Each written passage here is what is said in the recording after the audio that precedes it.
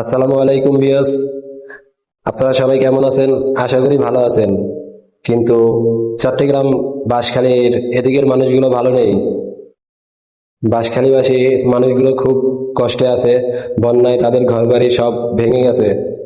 তারা ঠিকমতো খাবারও পাচ্ছে না, খুব কষ্ট পাচ্ছে, অনেক কষ্টে আছে তাদের জীবন।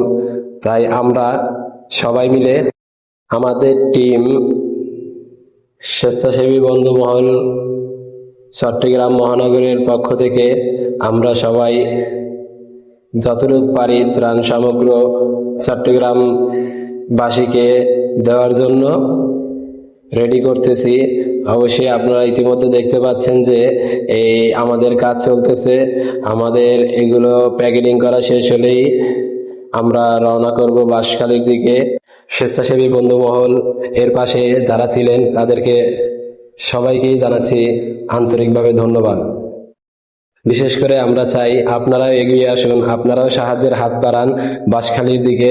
হ্যাঁ, আমরা বলতেছি চট্টগ্রাম, এইখানে আসেন, এইখানে এসে দেখেন মানুষ কত কষ্টে আছে। আপনারাও এগিয়ে আসুন। আপনারা যে